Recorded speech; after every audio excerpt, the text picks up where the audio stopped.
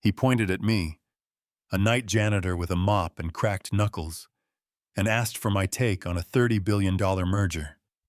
I told the billionaire CEO it would crash and take him down with it. The room laughed, then went dead quiet like someone cut the power to the whole floor. It was 2 a.m. on the 72nd floor, that strange hour when a city looks honest and fluorescent lights buzz like tired bees. I was doing what I'd taught myself to do better than anyone: stay invisible. Blue uniform hair tied back a cart that squeaked every fifth turn, eyes on the glass I was polishing heart, in a tiny apartment across town where my daughter slept with her inhaler on the nightstand. You know what I mean. The kind of night where surviving feels like an achievement and dreaming feels dangerous. My name is Simone. Before the bleach, before the sore wrists and hospital texts, I spoke a different language for a living. Numbers. Harvard at 19, quant models at 21, Goldman at 23. Give me a spreadsheet and I could see the story hiding between the lines. For a while, that was my superpower. Until I married a man who didn't want a partner, he wanted a patent. Conrad. Charming connected, the kind of smile that makes judges soften and reporters lean closer. He took my work, wrapped it in his name, then framed me so I couldn't stand beside it. Insider trading, they said. Pattern matches, they said. The SEC said they had me, and I learned a hard truth. Evidence can be arranged like furniture. Push the couch, hide the stain, dim the lamp. The room tells a different story. I would have fought, but he said the quiet part out loud in a lawyer's conference room. If I made noise, he'd take our daughter. That was the only variable I refused to gamble. So I disappeared. I folded myself smaller, changed my hair, found the most invisible job I could find in the very industry I used to command, and I kept my head down. That's the thing about being invisible. It works until someone with the wrong kind of power notices the outline anyway. The elevator dinged. Laughter first, then cologne, then 3 executives in loosened ties carrying whiskey like trophies. Behind them, Julian Whitmore, the billionaire himself. White shirt open at the collar that relaxed, I own the elevator energy. Burning the midnight oil, are we, he said, amused, but not yet cruel. Just doing my job, sir, I said, eyes on the streak of glass under my rag. What's your name? Simone. Beautiful name, he said, and his tone shifted into performance like he had an audience to feed. We're debating the Hartman deal, 30 billion make or break, and I thought, why not get a fresh perspective? Simone, what's your professional opinion on leveraged buyouts in a rising rate environment? They laughed. Of course they did. The janitor joke plays every time, at least to people who think the punchline is included in her pay. But if you bury yourself long enough, you can forget where you left the shovel. And that night, my old self, the one I'd locked in a storage unit with my diplomas and a red suit, woke up. Your Hartman merger will fail, I said calmly, like I was ordering coffee. You're overpaying by 40%. There are 3 subsidiary debts that will explode onto your balance sheet in about 90 days, and your integration timeline assumes supply conditions that don't exist. Also, your target's CEO has been unloading his personal shares for 6 months. He knows something you don't. You're buying a company that's already dying. Silence. Dense, heavy electric. One suit went pale. Another pretended to read his phone. Julian's grin evaporated. Not offended, not angry. Hungry. Who are you? I'm nobody, I said, and I rolled my cart to the service elevator, because sometimes survival is keeping your mouth closed 1 second too late and then running anyway. By sunrise, my phone buzzed. This is Jennifer, Mr. Whitmore's assistant, a crisp voice said. He'd like to meet today. 2 hours, $10,000. Car at 1:45. I almost said no on reflex. Secrecy had kept us safe. but the hospital texted again, and rent doesn't take IOUs from invisible people. At 1:46, a black Mercedes swallowed me whole. The driver's hands were kind. The lobby marble I used to stride through felt like a museum of my past. Jennifer met me with a green suit and a perfect bun, and she didn't look twice at my thrift store jeans. Conference room A could have hosted a wedding. It held one man at a window. Simone Julian said like my name belonged in that room.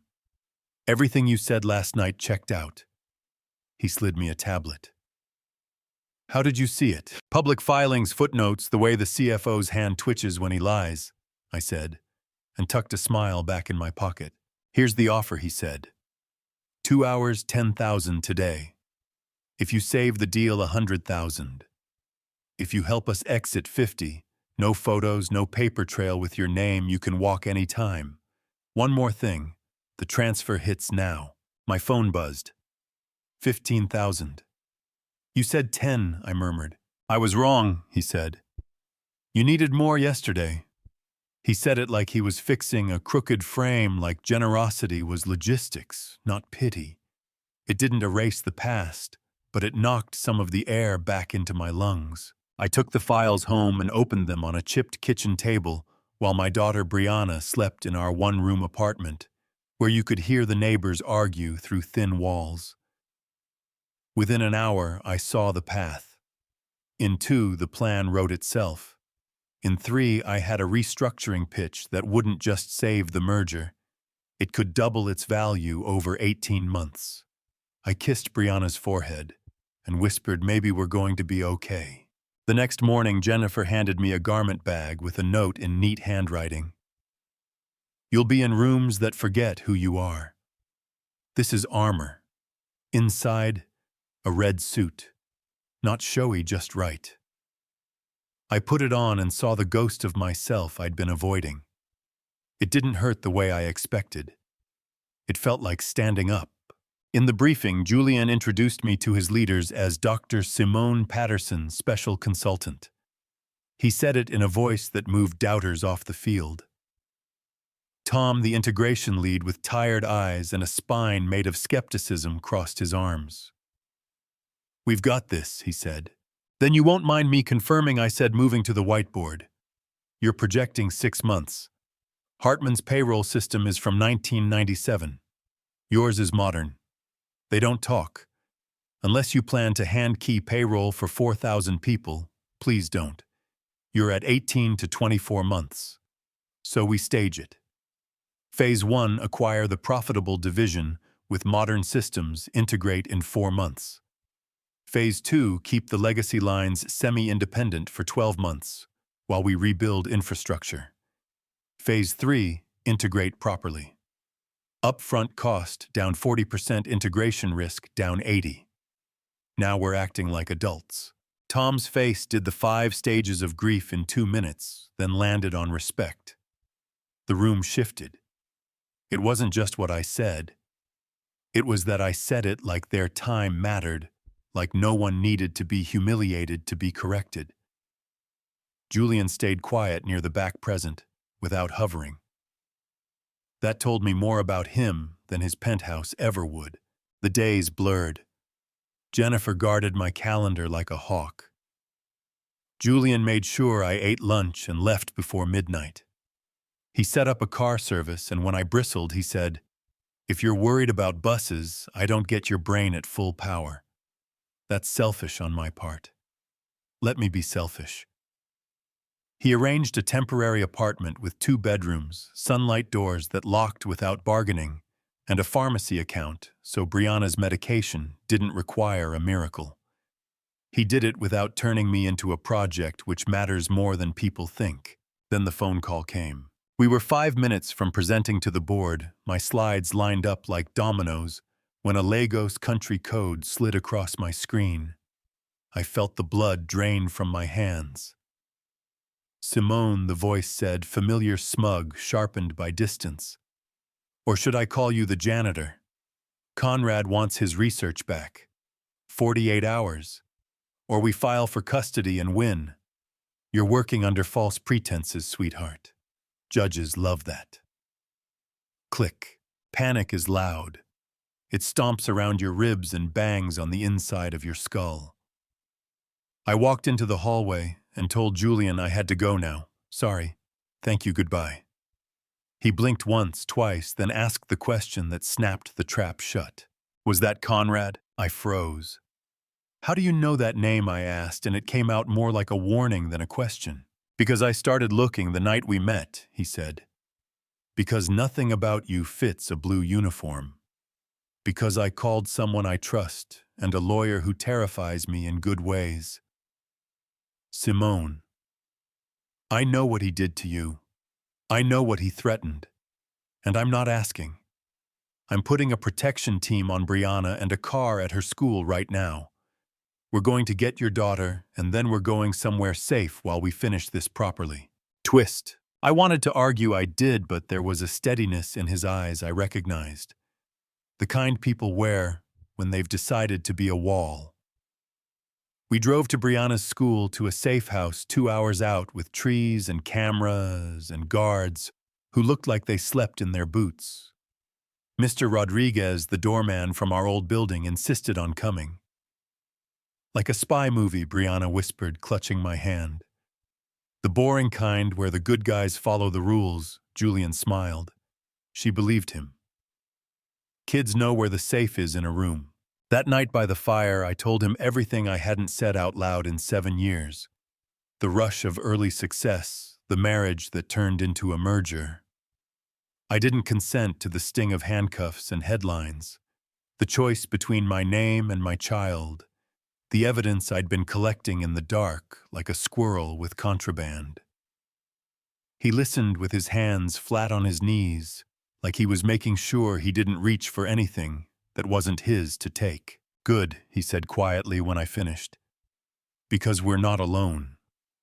Tony, my investigator, found a woman named Helen Conrad's former assistant. She's ready to talk. She has emails, recordings, everything she needs to bury him. She's been waiting years for someone to ask. We turned the safe house into a war room. Thumb drives, spreadsheets, transcripts, chain of custody. Patricia, our lawyer, mapping strategy like a general who already knows the terrain. Helen arrived with hands that trembled and a voice that didn't. He did to me what he did to you, she said. Different method, same bruise. I'm done being afraid. We had a choice. Slow surgical or loud and immediate. Do we whisper to institutions or shout to the world? Do you think that's fair, by the way? That sometimes justice comes down to who controls the microphone. We went loud. Because a clock was ticking and a child was sleeping. If it were you, what would you have done? Stick around because what happened next will blow your mind. At noon, the conference hall looked like a beehive. Cameras stacked shoulder-high microphones like a thicket, faces I recognized from nights the news had talked about me without knowing me. Julian spoke first, then I stepped up in the red suit and put both palms on the podium like I was bracing for a wave. 7 years ago, I said I disappeared to keep my daughter safe. Today, I'm done hiding. We rolled the evidence out in a wave. Trade patterns that only made sense if you knew my algorithm's emails about bribes dressed up as consulting fees, a timeline you couldn't build unless the goal was to mislead. Helen spoke. Tony spoke. Patricia laid the legal roadmap. We sent the full package to every newsroom in the city and the FBI at the same time, because sunlight is a disinfectant and also a siren. By 1 p.m., there was a warrant. By 2 p.m., there was a quiet arrest in another country. By 3 p.m., my phone lit up with apologies that arrived years too late and job offers I hadn't asked for. I didn't cry on stage. I saved it for a concrete stairwell where Julian found me and handed me a napkin like he was pinning a ribbon on a soldier. The trial came with cold air and bright light. The courtroom was full. Students with notebooks, women with signs, men in suits practicing empathy like a second language. Samantha, the prosecutor, was relentless and kind. Helen told the truth. Agents testified to the trails they should have followed sooner. I took the stand and explained what it costs to live inside a story somebody else wrote for you. Conrad wouldn't meet my eyes. He had aged the way people age when greed calcifies into fear. The jury didn't take long. Guilty on all counts. The gavel cracked, the sound bounced off 7 years of walls in my chest, and for the first time in forever, I breathed like a person who remembered how. Life didn't snap back. It shifted. Julian offered me the job I'd already been doing without the title, Chief Financial Officer. I said yes because the work was good and the mission better. We rebuilt the department with people who didn't all look or think the same. We stopped treating Excel like a religion. We fixed leaky processes, respected risk, told the truth in meetings even when it stung. The stock started to tick upward like a heart healing. Helen became the director of a foundation we launched for women in finance who'd been chewed by the same machine that tried to swallow me. Legal help emergency funds, NDA reviews, a hotline that doesn't gaslight. Home change too. A real lease with my name, a backyard where Brianna chased sunlight, a pink room with a canopy that made her feel royal and safe, a kitchen table where homework and dinner coexisted. She slept through the night. She laughed at breakfast. She asked if Mr. Whitmore could come to her science fair, and he did in a hallway that smelled like glue sticks, listening like her volcano project was the IPO of the century. "He's nice, Mama," she said in the car. "Not fake nice, real nice." Yeah, that happened. People always want the romance beat wrapped tight. We took it slow. We had earned slow. We built trust like you build a house you plan to live in. Footings, framing walls, then windows. There was a night on a balcony when the city put on jewelry, and Julian said he was falling in love with me, not as a performance, not as a deal, just as a truth he needed to say. I told him I needed time, and he said, "Take all of it," and meant it. Months later, I said I was ready, and our first kiss tasted like relief more than fireworks, which to me is better. Fireworks fade, relief holds. Here's the part that might sit sideways with you. Justice required a billionaire's microphone, a strategy team, a lawyer who bites back, and a whistleblower brave enough to stand in the light. I'm grateful for that help for him for them. And I'm angry the system needed it. Both things can be true. How many women are still mopping floors in buildings they used to run, still choosing safety over truth because they don't have a man with a jet who will lend them a podium? Do you think that's fair? Does justice only move when money opens the door? I'm not closing this like a fairy tale. I'm closing it like a ledger, with questions that need answers. If it were you and someone tried to erase your name from your own work, would you hide or would you fight, and when? What's the right way to use media pressure? Is it a moral tool when institutions move too slow, or a dangerous shortcut that only the lucky get to try? When you look at a janitor, at a waitress, at a driver, do you hear them with the same ears you use for someone in a suit? Or do we still let uniforms tell us who's credible? I was the same woman in both uniforms. The red suit didn't make me smart, and the blue one didn't make me small. A billionaire asked a question as a joke, and I answered because the truth felt heavier than my fear. And when I finally set that truth down on a table, the sound it made changed my life.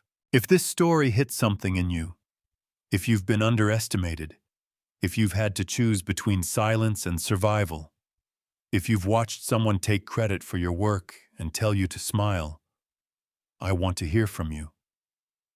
Drop your take in the comments. Tell me where you're watching from. Tell me what you would have done in my shoes. Do you think we should need a powerful ally to get basic fairness? And if you want more underdog stories told straight, no sugar, just truth and strategy, hit subscribe, share this with the friend who needs it tonight, and keep the conversation honest. Power thrives in the dark. The fastest way to kill a lie is to turn on the light. You with me?